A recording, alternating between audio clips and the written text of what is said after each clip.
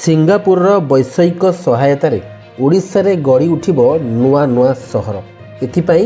ଆଜି ସିଙ୍ଗାପୁର ରାଷ୍ଟ୍ରପତିଙ୍କ ଉପସ୍ଥିତିରେ MOU ସ୍ୱାକ୍ଷର କରିଛନ୍ତି ଓଡ଼ିଶା ସରକାର। ଏଥିସହ semiconductor, green hydrogen, green shipping corridor ଆଦି ସମେତ ମୋଟ 8ଟି ପ୍ରକଳ୍ପ ପାଇଁ ସିଙ୍ଗାପୁର ସହ MOU ସ୍ୱାକ୍ଷର ହୋଇଛି। ମୁଖ୍ୟମନ୍ତ୍ରୀ ମୋହନ ଚରଣ ମାଝୀ ଏହା ସୂଚନା ଦେବା ସହ ଆଗକୁ ଅନେକ MOU ହେବ ବୋଲି ଦୃଢ଼ୋକ୍ତି ପ୍ରକାଶ କରିଛନ୍ତି, ଯାହାଫଳରେ ଆଗାମୀ ଓଡ଼ିଶା ଉତ୍କର୍ଷ ଓଡ଼ିଶା କନକ୍ଲେଭ୍ ସଫଳତାକୁ ନେଇ ଆଶା ସଞ୍ଚାର କରିଛି। ଉତ୍କର୍ଷ ଓଡ଼ିଶାକୁ ନେଇ ଆକାଶ ଛୁଇଁଲା ଉତ୍କଣ୍ଠା। ସିଙ୍ଗାପୁର ସହ ଓଡ଼ିଶା କଲା 8ଟି MOU। ଆସନ୍ତା 28 ଓ 29 ତାରିଖରେ ଉତ୍କର୍ଷ ଓଡ଼ିଶା କନକ୍ଲେଭ୍ ହେବାକୁ ଯାଉଛି। ଏହାର 10 ଦିନ ପୂର୍ବରୁ ସିଙ୍ଗାପୁର ସହ 8ଟି ପ୍ରକଳ୍ପ ଉପରେ ବୁଝାମଣା ପତ୍ର ସ୍ୱାକ୍ଷର ହୋଇଛି। 2 ଦିନିଆ ଓଡ଼ିଶା ଗସ୍ତରେ ଥିବା ସିଙ୍ଗାପୁର ରାଷ୍ଟ୍ରପତି ଏହି MOU ସ୍ୱାକ୍ଷର କରିଛନ୍ତି। Industrial park, green hydrogen manufacturing, green shipping corridor, ନୂତନ ସହରର ବିକାଶ, ପେଟ୍ରୋକେମିକାଲ ଓ ଦକ୍ଷତା ବିକାଶ ଆଦି କ୍ଷେତ୍ରରେ ଏହି MOU ହୋଇଛି। ଓଡ଼ିଶାରେ ନୂଆ ସରକାର ପ୍ରତିଷ୍ଠା ହେଲା ପରେ ଆମ ସରକାରର ଯେଉଁ ଭିଜନ, ଆମ ସରକାରର ଯେଉଁ ମିଶନ ନେଇକରି ଆମେ ଗତ 7 ମାସ ହେଲା ଓଡ଼ିଶାକୁ ସମୃଦ୍ଧ କରିବା ପାଇଁ, ଓଡ଼ିଶାରେ ଇନଭେଷ୍ଟମେଣ୍ଟ କିଭଳି ଭାବରେ ବଢ଼ିବ, ଦେଶ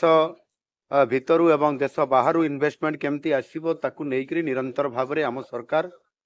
କାମ କରି ଚାଲିଛନ୍ତି। ବିଶେଷ କରିକି ଶିଳ୍ପ କ୍ଷେତ୍ରରେ, IT କ୍ଷେତ୍ରରେ ଏବଂ ତା ସହିତ ମଧ୍ୟ କେମିକାଲ୍ସ, ପେଟ୍ରୋକେମିକାଲ୍ସ, ରିନ୍ୟୁଏବଲ୍ ଏନର୍ଜି, ଏ ସମସ୍ତଙ୍କୁ ଆଧାର କରି ଯେତେବେଳେ ଆମେ ଆମ ନୂଆ ସରକାରର ମିଶନକୁ ନେଇକରି ଆମେ ଆମ ସରକାରର କାର୍ଯ୍ୟକ୍ରମ ଆରମ୍ଭ କଲୁ ଏବଂ ବିଶେଷ କରିକି ଉତ୍କର୍ଷ ଓଡ଼ିଶାକୁ ଆଗକୁ ନେବା ପାଇଁ Utkarsh Odisha make in Odisha conclave 2025ର ଯେତେବେଳେ ଏ କାର୍ଯ୍ୟକ୍ରମକୁ ଆମେ ତ୍ୱରାନ୍ୱିତ କଲୁ, ଆମେ ପ୍ରଥମରେ ଭାରତବର୍ଷର ଅନେକ ଉଦ୍ୟୋଗୀ, ପୁଞ୍ଜିପତି, ନିବେଶକାରୀଙ୍କ ସହିତ ଭାରତର ରାଜଧାନୀ ଦିଲ୍ଲୀରେ, ଭାରତର ଆର୍ଥିକ ରାଜଧାନୀ ମୁମ୍ବାଇରେ ଆମେ ଅନେକ ଇନଭେଷ୍ଟର ମାନଙ୍କ ସହିତ ରୋଡ୍ ଶୋ କରିଛୁ ଏବଂ ତାଙ୍କୁ ଆହ୍ୱାନ କରିଥିଲୁ ଯେ ସମ୍ଭାବନାର ଓଡ଼ିଶା, ନୂଆ ଓଡ଼ିଶା ହେବା ପାଇଁ ଯାଉଛି, ଆପଣ ଆସନ୍ତୁ ଏବଂ ଓଡ଼ିଶାରେ ଇନଭେଷ୍ଟମେଣ୍ଟ କରନ୍ତୁ। ଏଠି ଆମର ସମସ୍ତ ପ୍ରକାରର ଭିତ୍ତିଭୂମି ସହିତ ଏଠି ନ୍ୟାଚୁରାଲ ମିନେରାଲ୍ସ ଏବଂ ତାହା ସହିତ ଆବଶ୍ୟକୀୟ ସମସ୍ତ ପ୍ରକାରର ବ୍ୟବସ୍ଥା ଆମେ ଦେବୁ ଏବଂ ସେ କଥାକୁ ଆଧାର କରିକରି ପରବର୍ତ୍ତୀ ପର୍ଯ୍ୟାୟରେ ଆମେ ବିଦେଶକୁ ମଧ୍ୟ ଯାଇଥିଲୁ। ସିଙ୍ଗାପୁରରେ ଆମେ ସେଠି ପେଟ୍ରୋକେମିକାଲ୍ସ, ସେମି କଣ୍ଡକ୍ଟର ଏବଂ IT ସେକ୍ଟରର କିଭଳି ଭାବରେ ତାଙ୍କର ସହିତ ସମ୍ପର୍କ ପ୍ରତିଷ୍ଠା କରି ଓଡ଼ିଶାରେ ଅଧିକ ପୁଞ୍ଜି କେମିତି ଆସିବ, ଇନଭେଷ୍ଟମେଣ୍ଟ କେମିତି ହେବ, ତାଙ୍କର ସହିତ ଆଲୋଚନା ହେଇଥିଲା ଏବଂ ଏଇ ଯେଉଁ 2024 ମସିହାର ନଭେମ୍ବର ମାସରେ ମୋ ନେତୃତ୍ୱରେ ଗୋଟିଏ ଟିମ୍ ଯାଇଥିଲା ଓଡ଼ିଶା ବିଜନେସ୍ ମିଟ୍ ସିଙ୍ଗାପୁର 2026 ସମ୍ମିଳନୀ। ଇଏ ପରିପ୍ରେକ୍ଷୀରେ ଏହି ଉପଲକ୍ଷେ ଆମେ ଯେତେବେଳେ ସେଠି ସରକାରଙ୍କର ତାଙ୍କର ଉପପ୍ରଧାନମନ୍ତ୍ରୀ ଏବଂ ବିଭିନ୍ନ ବିଭାଗର ମନ୍ତ୍ରୀମାନଙ୍କ ସହିତ ଆଲୋଚନା ହେଇଥିଲା। ସେଠି ବି ଉଦ୍ୟୋଗପତି ମାନଙ୍କର ସହିତ ଆଲୋଚନା ହେଇଥିଲା ଏବଂ